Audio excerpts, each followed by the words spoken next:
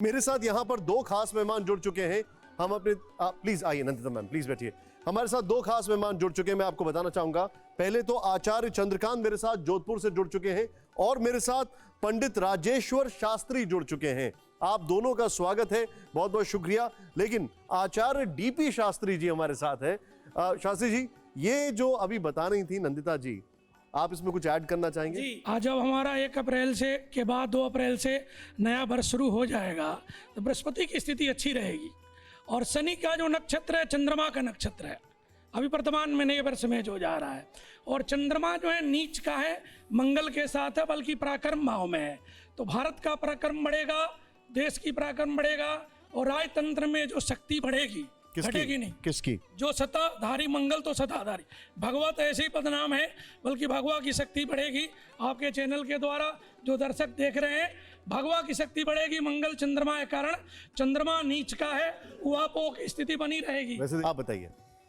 अंक ज्योतिष की बात हो रही थी तो अंक ज्योतिष में एक चीज मैं बताना चाह रहा था कि जो वर्ष शुरू हो रहा है 2022, वह भी 6 के अंक शुक्र का है और शुक्र का सबसे जो मित्र अंक माना जाता है वह 8 का अंक शनि का। और हमारे देश के जो यशस्वी प्रधानमंत्री हैं वह भी 17 सितंबर 1 और 7 8 के अंक वाले हैं। तो प्रधानमंत्री का वर्चस्व बढ़ेगा और जो 5 राज्यों में चुनाव हो रहे हैं 2022 में, तो उनके नेतृत्व में जहां जहां बीजेपी बहुत अच्छा प्रदर्शन करेगी। और एक बात चली थी चाइना को लेकर, तो चाइना का खुद का अंक भी 6 का अंक बनता है। तो चाइना भी 2022 में एक बहुत अच्छी प्रोग्रेस करने जा रहा है। आप ऐसी बात मत करिए, ऐसी बात मत करिए। सबसे पहले चंद्रकांत जी, क्या कहते हैं आप 2022 के लिए?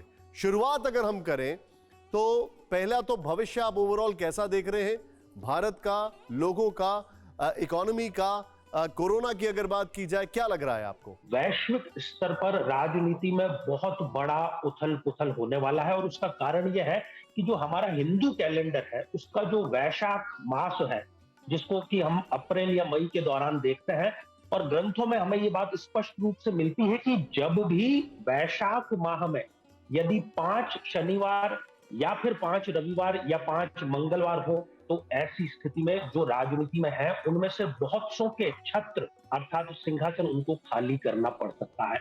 उनकी कुंडली भी एक बार देखनी होगी, परंतु ये वैश्विक स्तर पर सत्य है कि सत्ता परिवर्तन बड़े स्तर पर होगा। तो वैश्विक स्तर में अगर मैं बात करूं तो इसमें अब जो बाइडेन जो है वो युवा कमला हैरिस को सत्ता दे सकते हैं ऑन द लाइटर नोट, लेकिन ऐसे कई सारे एग्जाम्पल्स हैं। शी जिनपिंग वो खुद ही युवा है, अपने आप को कभी युवा समझने से इनकार ही नहीं करते।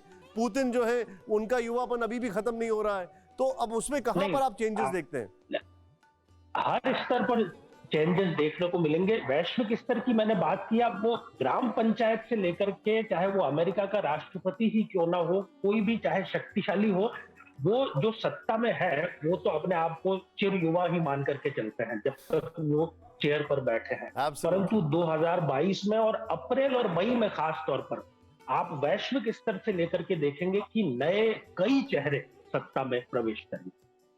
दूसरा, मैं थोड़ा महिलाओं को संबोधित करते हुए कहना चाहूंगा कि उनके लिए ये एक ऐसा अवसर लेकर के आएगा 2022। कारण यह है कि वर्ष की शुरुआत ही शुक्र और शनि इन दोनों की युति से हो रही है। तो जिन जिन महिलाओं, जिन जिन बहनों की जन्म पत्रिका में शुक्र और शनि दोनों अच्छी स्थिति में हैं, उच्च के हैं, अच्छी डिग्रियों के हैं, वो अपनी सारी समस्याओं से निजात पाएंगी। अगर वो वर्किंग है तो उनका प्रमोशन हो सकता है।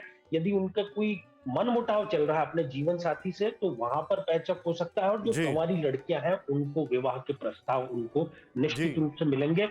कोरोना धर्म नहीं देखता, जात नहीं देखता, अमीर गरीब ऊंच नीच नहीं देखता। कोरोना सिर्फ मौका देखता है, लेकिन आप उसे मौका मत दीजिए। बस इतना कीजिए, जब कभी दफ्तर से, बाजार से घर लौटिए तो इतना ख्याल जरूर रखिए कहीं आपके साथ कोरोना आपके घर तो नहीं जा रहा। भूलिए मत, कोरोना अभी जिंदा है।